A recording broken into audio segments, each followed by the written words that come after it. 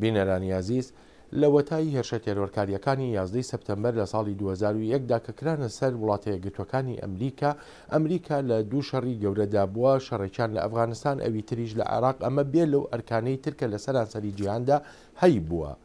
بەڵام لە ئێستادا ئەوەی کە زیاتر سەنگی دەخرێتە سەر ئامادەکردنی سەربازەکان و مەشق و ڕاهێنان پێکردنیانە بۆ ئەو شەڕانە کە ئەبێت تایدا سەرکەون. کات بەبەریەوە نەماوە، ئەم سەربازانە تەنها چەند خولەکێکیان هەیە بۆ لە ناوبردننی دوژمن، دەرفەت بۆ هەڵەکردن نییە. ئەم جارەیان گولەی ڕەنگ بەکاردێنرێ لە گوندێکی دروستکراودا، وەلێ زۆرێک لەم سەربازانە دەچنە ئەفغانستان و لەوێ گولەکانی ڕاستەقینەن. هەندێکیان نەوجەوان بوون کاتێ هێرشەکانی 11 سەپتەمبەر کران، بەڵام ئێستا شەڕی سەدان جەنگاوەردەکەن. هەندێکیان سێ-چوار جار لە ئەفغانستان و عێراق بوون. کاپتن برایان پیتەرسن ئامادەیان دەکات تا جارێکی تریش بگەڕێنەوە. دەڵێت ئەم مەشقە یارمەتیان دەدا سەلامەت بن، فێریان دەکا زۆر بە وردی بیرکەنەوە لە دەمی فشاردا. ئەمەش هەر بۆ سەلامەت بوون نییە، بەڵکو بۆ شەڕ و بۆ سەرکەوتنیشە. دەشڵێت شەڕ ماندووبوونە بەهۆی فشارەوە یان یارمەتیدانی بریندارێک، بۆیە مەشقکردن بەشێکە لە بارە ئاساییەکەی شەڕ. کاپتن مەیسن وارد دەڵێت وەرزشکردن یارمەتیدەر دەبێت بۆ سەربازەکان تا ئەو شەڕی دژی یاخیبوون بکەن کە لە پاش 11 سەپتەمبەرەوە سەری هەڵدا. دەڵێت لە 2001ەوە لەشکر گۆڕاوە و چۆتە شەڕی جیهانی دژە تێرۆرەوە، ئاستی ئۆپەراسیۆنەکانیش بە شێوەیەکی بەرچاو گۆڕاون. سەرجن سەلڤادۆر ئەرزاری لە ئەفغانستان بوو، دەزانێت چۆن کارکات و کاری پێکەوەیی کلیلی ڕزگار بوونە.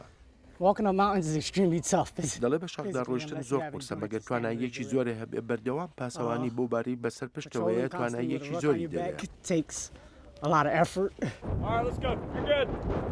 ئەمە شەڕێکی نوێیە بۆ لەشکری ئەمریکا. سەنگیەکە ئێستا بۆ لە ناوبردننی تێرۆریزم و یاخیبوان و هەڕەشۆ مەترسیەکانە. کۆلۆنێل باری هاگن سەرکردەی هێز بۆ لە عێراق لەوانەیە بەم زوانە لە ئەفغانستان بێت. دەڵێ پێویستە بەردەوام بی لەسەر نەرمی استراتیژی بۆ دڵنیابوون لەوەی دەتوانین ڕوبەڕووی مەترسیەکانی تریش ببینەوە.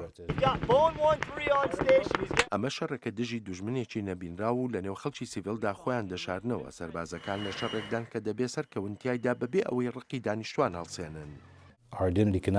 دەڵێ نابێ ناسنامەکەمان وەک وێرانکەر بێت و ئێمەش نامانەوەی وێرانکەر بین. پێویستە لەوە تێبگەین کە ئەرکەکەمان پاراستنی خەڵکە.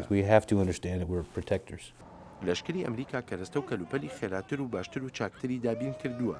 سەرجن جەم براونینگ دەڵێت زرێپۆشی خێرا و گەورە لە مردن پاراستوێتی لە ئەفغانستان. دەڵێت لێهاندراوە و دووتایی زرێپۆشەکە هەر نەمان و دواتر هەمان بە سەلامەتی هێنراونەتە دەرێ. کەرەستەی خێرا و پێشکەوت و تاکتیکی نوێی بە دوای خۆی داهێناوە و ئەمەش ئەو شەڕەیە پێویستە هەر لە پێش بیت. دەڵێت دوژمن زیرەکە بە بەراورد لەگەڵ ئەوەی خەڵک بیری لە دەکاتەوە، هەموو پلانەکەیان چۆنێتی سەر لە شەواندنمانە.